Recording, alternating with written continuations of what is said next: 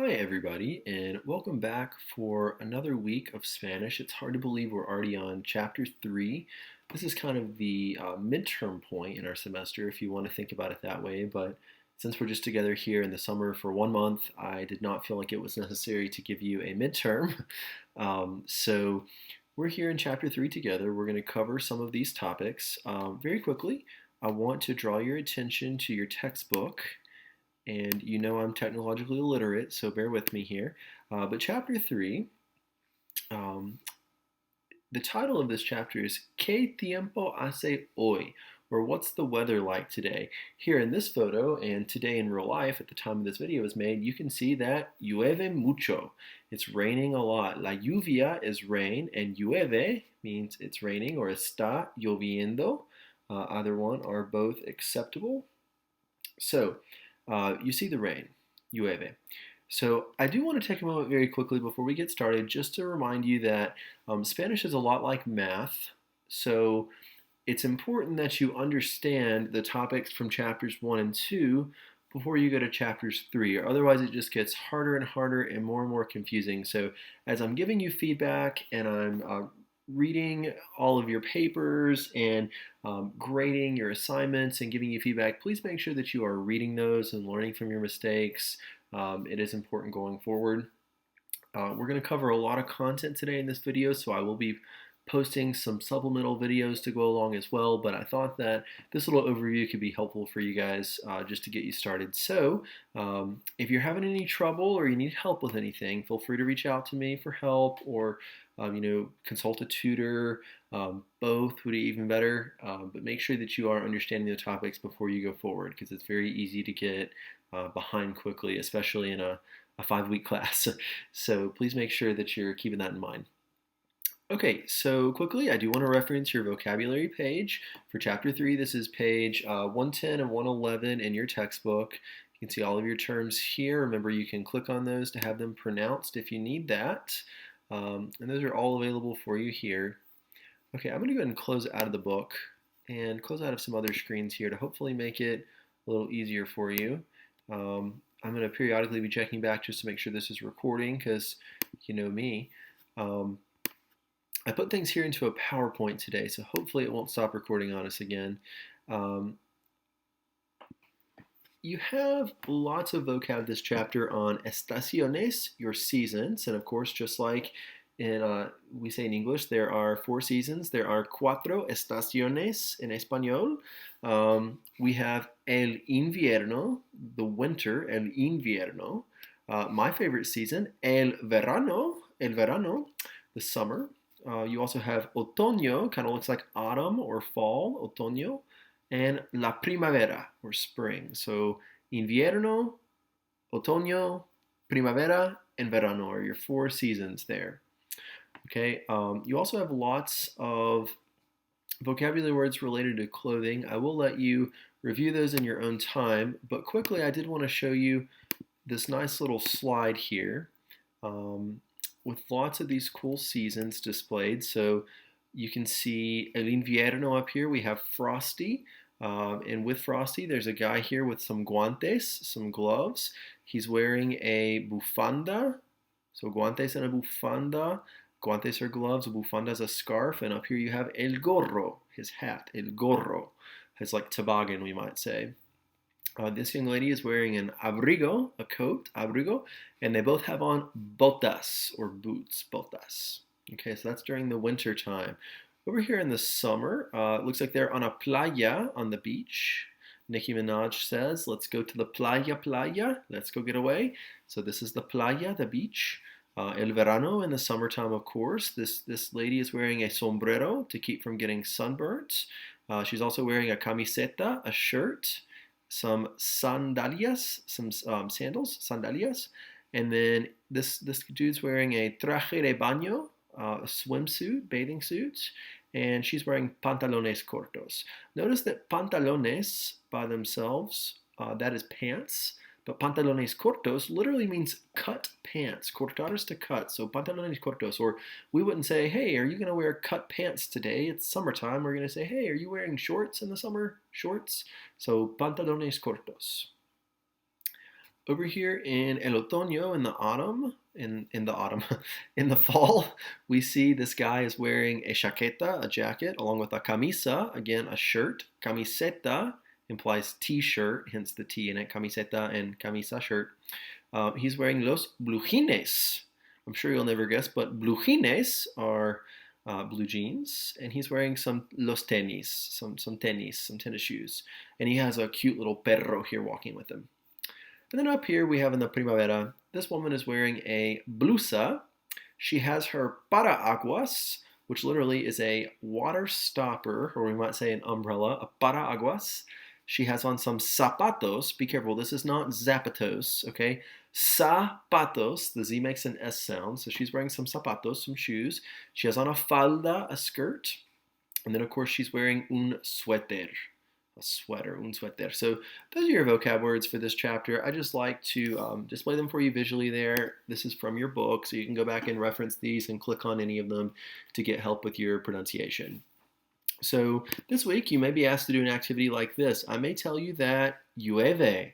You may remember from earlier that llueve, it means it's raining. So, gee, what season might you associate with rain? Well, you might say the primavera is typically when it rains a lot, like you can see here, la primavera, and she has her paraguas, so you might put primavera.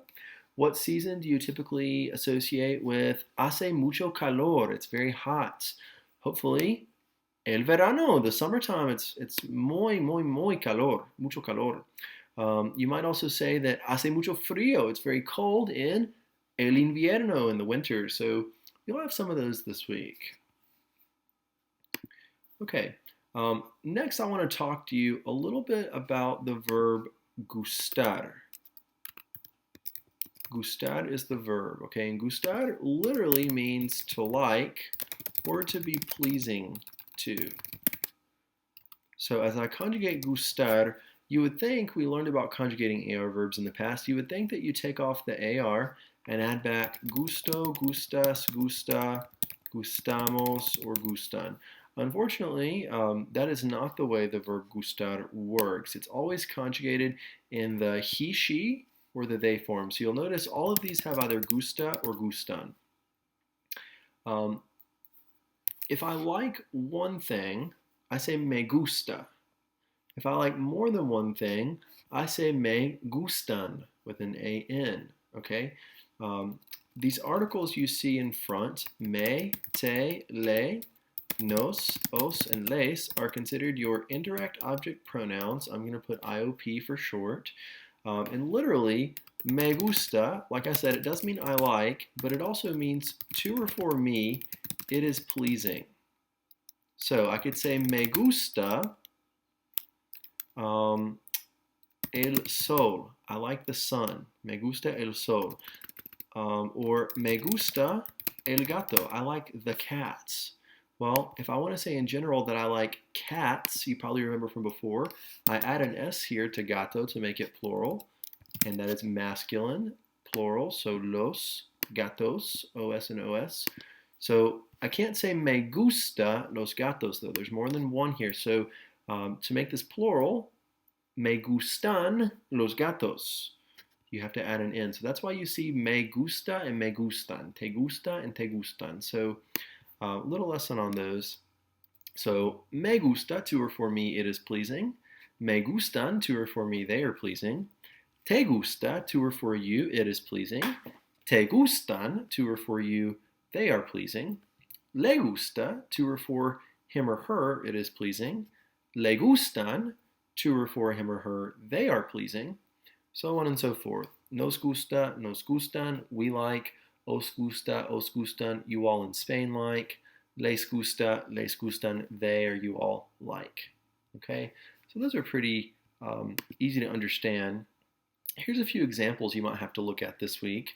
So in el restaurante, so in the restaurant, me gustan, I like, and it asks you to match it up. Well, you know hopefully from seeing gustan here that whatever you like is going to have to be plural. Okay, so I can automatically mark out A, C, D, A, C, and D. I'm left with B. Me gustan los menús variados, varied menus or menus with variety. Or E, I like los exámenes difíciles, notice those all agree, masculine plural, los exámenes difíciles, difficult exams. Or F, I like, or I don't like, las tareas domésticas, domestic chores, household chores. So in the restaurant, I like los menús variados. It should be B, varied menus.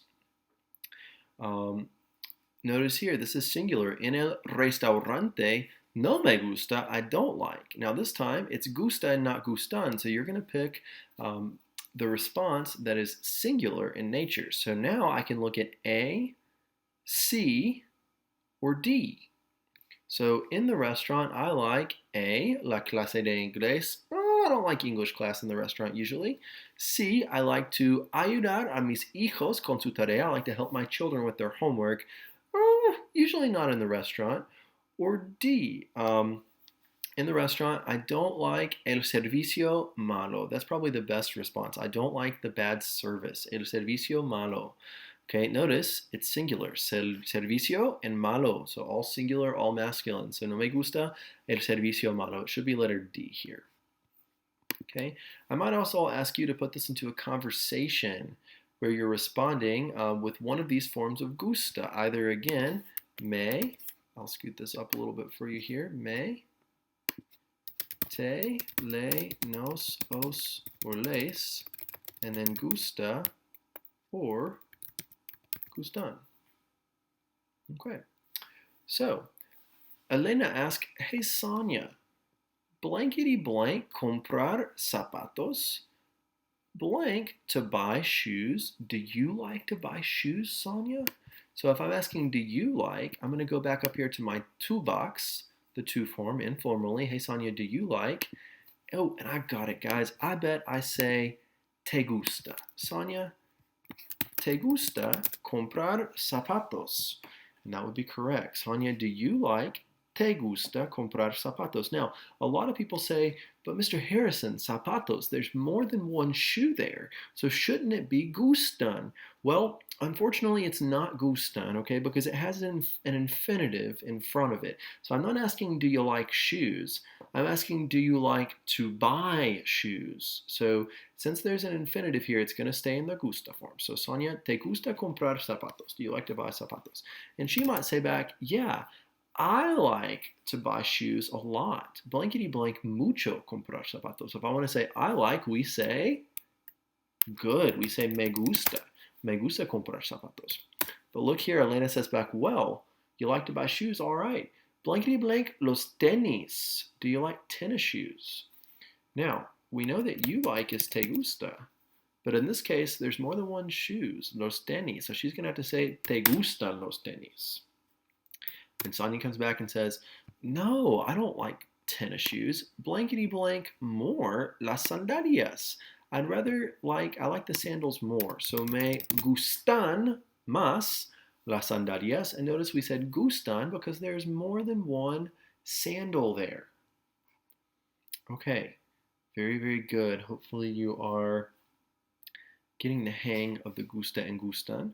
I might ask you, in one of your questions, I might give you some pictures, and I might ask you to talk about Octavio and Olivia. So Octavio and Olivia, Octavio here is obviously the male, and Olivia is the female.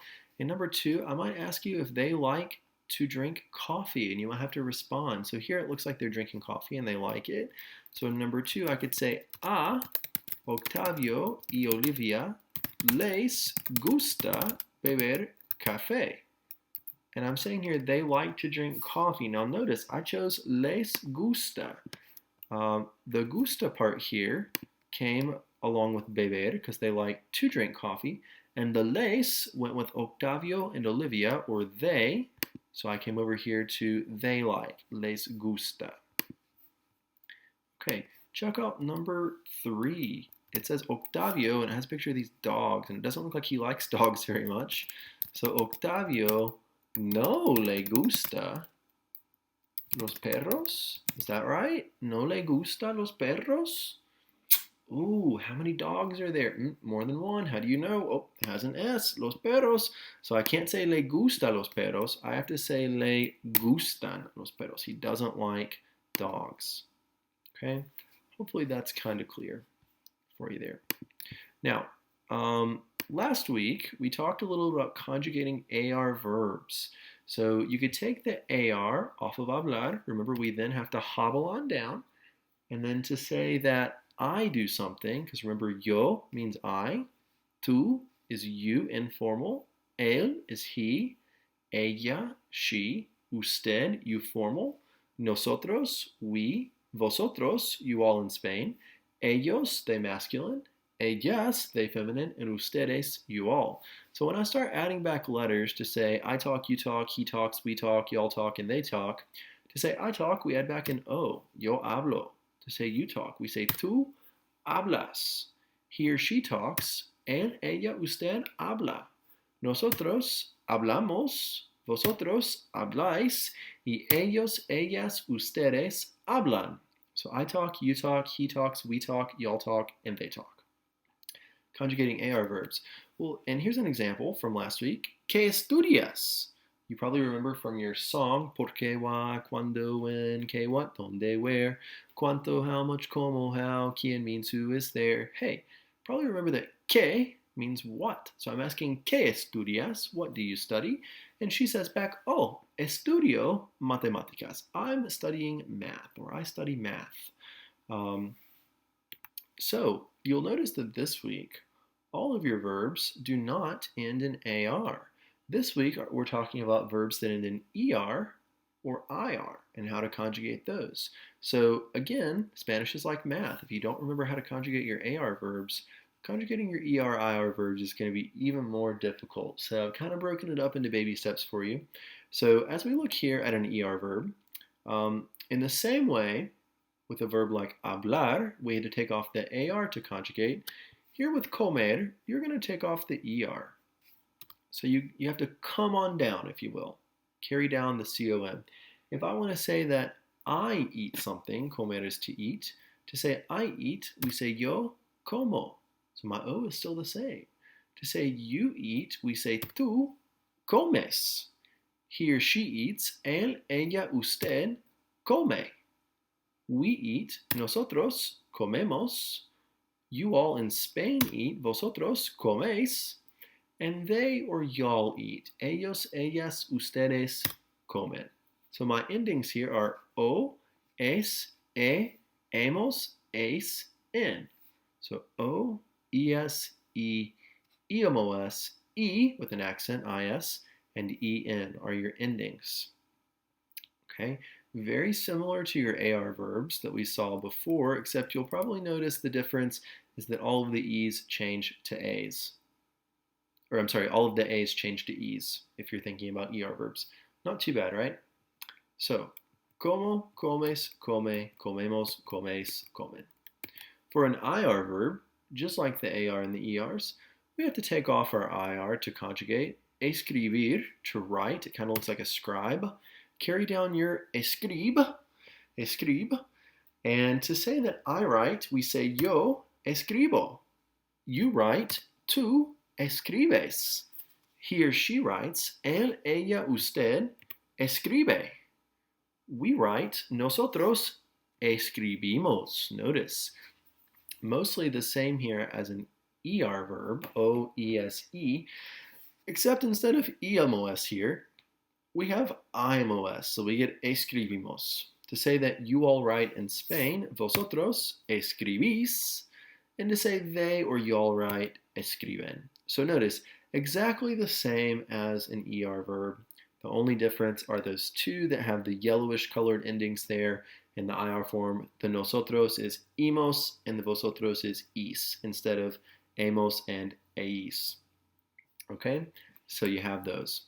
Now, as we're looking here in this activity, and I should have created a text box so I could write here for you. I apologize. Okay, so I'll make this a little bit bigger for you. What you're doing in this activity, just to give you a little bit of practice, it's going to give you something like mi amigo Gustavo y yo, my friend Gustavo and I. So you have to first stop and ask yourself, would my friend Gustavo and I be I, you, he, she, we, they, or you all?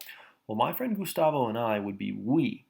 and you're trying to use the verb leer, which means to read. So my friend Gustavo and I read muchos libros. We read a lot of books. To say that we read, first with leer, I'm going to take off my ER. This is an ER verb in the we form. So if you go back up to your ER box, look at the we form, my ending is EMOS. To say that we read, I'm going to say nosotros leemos. Number 2 says that I blank novelas de ciencia ficción. So I read novels of ciencia ficción, science fiction. So if I read science fiction novels, again, start out with leer, chop off your ER. This is still an ER verb. Looking at the I form, so you're going to say yo leo muchas novelas de ciencia ficción. Okay? So hopefully you're getting the picture with those. I also might ask you here to use the verb deber. Now this is a new one for you. Deber means should or ought to. Okay, so look at the model. It says that Carla tiene problemas con su novio. She has problems with her boyfriend, or problems with her husband, with her fiance. So she has problems with her boyfriend, and it says ella debe. So we're conjugating deber by taking off the ER. This is an ER verb in the she form. I'm going to say Carla, she, add back an E. So Carla debe, she should hablar con su novio. She should talk to her boyfriend. Or you might say, debe romper con su novio. She should break up with her boyfriend. Look at number 1. It tells you that Julio and Claudia tienen malas notas en sus clases. They have, from last week, Claudia and Julio tienen, they have malas notas, bad grades en sus clases, bad grades in their classes. So what should they do? Well, you could say a couple of things here. You could say that Julio y Claudia deben, notice deber, I take off my ER. It's they, Claudia and Julio, so I'm adding back an EN. So Claudia and Julio deben, and I could say deben estudiar.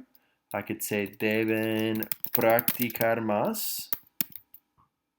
Okay, so you get to make it up. All right. Towards the end of this chapter, you also see some dates and days of the week. So you have your months of the year here starting out. You have enero, January, febrero, February, marzo, March, abril, April, mayo, May. Be careful, this is not mayo. Okay, I can't tell you how many times I hear el 5 de mayo. Okay, it's el 5 de mayo, May 5th. Okay, so enero, febrero, marzo, abril, mayo, junio. Junio is June. Julio is July. Agosto, August. Septiembre, September. Octubre, October. Noviembre, November. And diciembre, December. Okay. We also have some other vocab words down here that I'll let you review kind of on your own there. We also have our days of the week. So lunes is Monday, martes is Tuesday, miércoles is Wednesday, jueves is Thursday, viernes, Friday, sábado is Saturday, and domingo is Sunday. So those are your days of the week. Notice none of these are capitalized. In Spanish, we do not capitalize days of the week or months of the year. They're usually preceded with the masculine definite article for days of the week. If I want to say I have multiple days, so los domingos would be Sundays. Okay, los sábados would be Saturdays, so on and so forth. In your activities this week, you may see something like this. I may give you some months, enero, febrero, marzo, so you can probably guess January, February, March. Oh, I should have April here, abril. Or number 2, I have viernes, sábado, and blank. So Friday, Saturday, oh, Sunday, domingo. Or I might skip one, lunes, miércoles, blank. So Monday, Wednesday, oh, Friday, viernes. I think you can do those. This week, we're also going to talk a little bit about Spanish time. So, ¿qué hora es? So I'm asking you, ¿qué hora es? What time is it? ¿Cómo decimos la hora en español? How do we tell time in Spanish? So there's two ways to tell the time. We either say son las or we say es la. This comes from the verb ser that you learned before. This gets to be a little confusing. So we use son las for everything other than 1 o'clock. Son las is everything other than 1. Okay, so it's 8 o'clock, I'm going to use son las. It's 7 o'clock, I'm going to use son las. Everything other than 1, you're using son las. We use es la only for 1 o'clock. And to say 1 o'clock in Spanish, we say es la una, which literally means it's 1 o'clock. Okay, so you can change these as much as you want. You could say son las dos, which would mean it's 2 o'clock. You could say son las tres, it's 3 o'clock. Son las cuatro, it's 4 o'clock. So on and so forth. Now those are exact times. If you want to start adding things, we add the y to add time in Spanish. So for example, let me scoot this over for you. I could say son las cuatro, which would mean it is 4. Son las cuatro. When I say it's 4:05, son las cuatro y cinco. It's 4:01. Son las cuatro y uno. It's 4:15. Son las cuatro y quince or y cuarto. That's a little trick. So in Spanish, just like in English, we say it's a quarter after. So son las cuatro y cuarto, it's a quarter after 4 or it's 4:15. To say it's 4:30, we say son las cuatro y media. Y media, so there's this y used, son las cuatro y media, which literally means half past, so it's 4:30. Some people also say son las cuatro y treinta. Both are acceptable, both are perfectly fine. So son las cuatro y treinta or son las cuatro y media. Typically, in most Spanish-speaking countries, you see cuarto and media used more commonly than quince y treinta. But both are correct. It's not incorrect to say y cuarto or y quince. Both are correct. Now, sometimes you also tend to go backwards on the scale. So, an example, if I were talking about 10:45, I could say it's 10, son las 10, and 40, y 40, y 5, and 5. It's 10:45. I don't know about you, that seems like a lot to write out. Essentially, you're just adding things like we would in math. So it's 10 plus 40 plus 5. If you don't like to do that, you can also say son las 11, it's 11, menos, minus, cuarto. Or again, son las 11, menos, quince. So with a lot of your activities for Chapter 3, I'm expecting for there to be some errors related to time, and I'll be going in and checking those, okay? So if there's one that it automatically counts wrong for you and you think, man, I shouldn't have gotten that one wrong, just shoot me an email and I'll be glad to fix that for you. But there's so many different ways to say the time in Spanish. All three of these sentences mean it's 10:45. So some flexibility in Espanol. If you want to say it's a certain time on the dot, we say en punto. You also get some cool words here like mediodía, the midday or noon we might say, or medianoche, the middle of the night or midnight. The AM PM thing in Spanish is pretty interesting. So to say AM, we just say de la mañana, which literally means of the morning, or de la tarde in the afternoon, or de la noche in the evening. So as you're looking at all these, I just want to give you some examples very quickly. So if I were to say, let me create another text box here, and I'm going to make this a different color. I could say son las dos. It's 2 o'clock. Son las dos. Son las dos de la tarde would mean that it's 2 in the afternoon. So son las dos is just it's 2. We don't know if it's 2 in the morning, it's 2 in the afternoon, we don't know. So son las dos de la tarde. This de, I forgot my la, this de la tarde kind of helps to specify the AM or the PM that we have in English.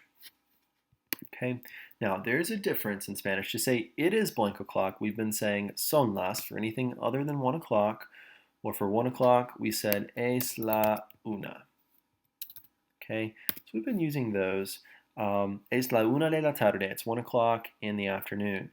You also could say at a certain time, in which case we say a las or a la. If it's at 1 o'clock, we say a la una. A la una. If it's at any time other than 1, we say a las and the time. So, tengo clase a la una de la tarde. I have class at 1 in the afternoon. If I wanted to say I have class at 2 o'clock in the afternoon, I would say tengo clase a las dos de la tarde. I have class at 2 in the afternoon. So here's some other examples for you to go through and figure out. I might ask you, ¿qué hora es? Remember, if you need a lesson in time, remember that the little hand tells the hour and the big hand tells the minute. So it is 10 o'clock in this this diagram here, or you might say it's 10 o'clock on the dot, son las 10 en punto. In this diagram, you can clearly see that it is 5 o'clock, son las 5. Okay, or here, son las 5:10. It's 5:10. Okay, so just to give you a brief little idea of the time there, hopefully that's been helpful. This week, I may show you some telephones. How old school are these, right? We have our iPhones now.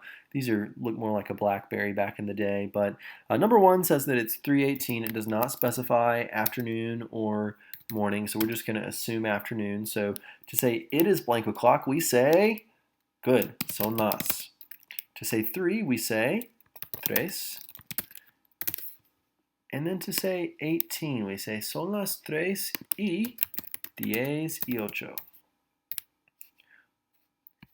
Number 2 says that it's 6:30. To say it is blank o'clock, we say son las. To say 6, we say seis. And 30, you could say y media, or you might say y 30. Both are perfectly correct. As you're preparing for your oral interview this week, I might ask you some questions. Like number 1, these are just practice more than anything for your oral interview, but great just to know in general. So it asks you, ¿cuándo es tu cumpleaños? So cumpleaños is your birthday. So ¿cuándo es tu cumpleaños? When is your birthday? I might answer with mi cumpleaños is, and my birthday is June 22nd. So I'm going to say mi cumpleaños es el 22 de junio. And it also asks you, when is the birthday of your best friend? Ironically, my best friend's birthday is June the 10th. So el cumpleaños, that's supposed to be a little thingy, de mi mejor amiga es el 10 de junio. Notice, and my friend's name is Allie. I didn't say that Allie's cumpleaños es el 10 de junio. I said el cumpleaños de mi mejor amiga, and I can even put her name in there. De mi mejor amiga Allie es el 10 de junio. Now notice, in Spanish, the dates are a little backwards. We say the, el, whatever day of whatever month. So el 22 de junio, the 22nd of June. That's why you see things like el 5 de mayo, the 5th of May. Literally, that's May 5th, okay? But in Spanish, you don't say mayo 5. Okay, it's el 5 de mayo. El 22 de junio. Christmas would be el 25 de diciembre, the 25th of December. Here coming up, we have el 4 de julio, the 4th of July. Okay, so this is just practice for you. Okay, folks, the last thing I want you to know about is the verb ir. Ir means to go. I always tell students to remember, they go in a van. They go in a van man. So van means they go. It's conjugated on here in the they form, and it says van. To say I go, and by the way, ir is an irregular verb, just like ser that we learned before. So it's one you just have to memorize. So I go, yo voy. You go, tú vas. He or she goes. Él, ella, usted va. Nosotros vamos. Vosotros vais. Y ellos, ellas, ustedes van. They go. So you get a fun little memory of those. Interesting little point here about marketing. In some countries, at one point, there was a vehicle which sold very well here in the United States called the Chevy Nova. Okay, unfortunately, when they tried to market this car in other Spanish-speaking countries, they just could not figure out why this car was not selling well. Well, think about it. If ir means to go and va means he, she, you formal, or it goes, the Chevy Nova would mean the Chevy no-go, or the Chevy doesn't go. So nobody wants to buy a Chevy that doesn't go. So they had to rename the vehicle in Spanish-speaking countries. You also might see ir a plus an infinitive. Remember from our past chapter, an infinitive is any verb that ends in ar, er, or ir. So I gave you an example. Voy a comer mucho. I am going. Ir in this case is conjugated. So I am going to, voy a, eat, comer mucho. I'm going to eat a lot. I could also say, voy a beber 5 tazas de café hoy. I'm going to drink 5 cups of coffee today. Or voy a ir a la biblioteca para estudiar. I'm going to go to the library to study. Voy a ir a la biblioteca para estudiar. Speaking of which, I might ask you here to tell me where you're going.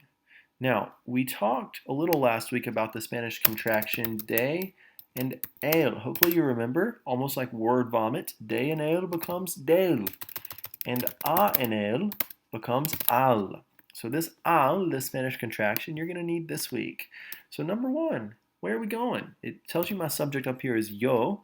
So I blank to the gym. The word for gym is el gimnasio. When I say I'm going, I say yo voy. If I'm going to somewhere, voy a.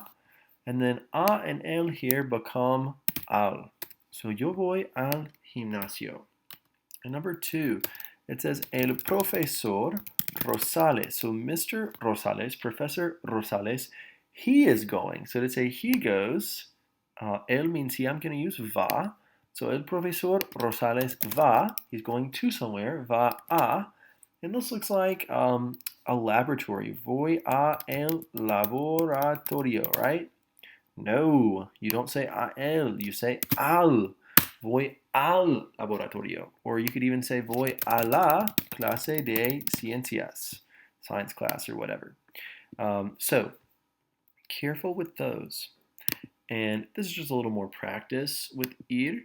So I might ask you at number 1, ¿con quiénes van? With whom are you going? You could say voy con mis amigos, con my friends. Number 2, ¿a dónde van? To where are you all going? Oh, vamos al cine. We're going to the movie theater. Or vamos a la cafeteria. So on and so forth. Okay, here I might ask you to combine time with the verb ir, or tell me where you're going. So in the model here, it gives you 2 o'clock. It asks you, ¿qué vas a hacer mañana? What are you going to do tomorrow? ¿Qué vas? What are you going to do? Hacer mañana, tomorrow. A las 2 de la tarde, at 2 in the afternoon. And this person said, voy a correr en el parque. I'm going to run. So I could ask you, ¿qué vas a hacer? What are you going to do? A las, and this tells me 8 o'clock, 8 de la mañana. What are you going to do at 8 o'clock tomorrow? You might answer and say, yo voy a beber café y estudiar un poco. I'm going to drink coffee, beber café, y estudiar un poco. Notice here, you conjugate neither beber nor estudiar because ir, the verb ir, is already conjugated, and you cannot have 2 conjugated verbs following one another in Spanish. It's always ir a plus an infinitive. So voy a comer, we don't conjugate comer. Voy a beber, we don't conjugate beber. Or even here, voy a ir. Whatever comes after the conjugated verb does not have to be conjugated. So Friends, that is chapter 3 in a nutshell. I hope this has been helpful to you. As always, if you have questions, feel free to reach out, and I hope that everyone has a wonderful day. I'll talk to you soon. Thank you. Adios.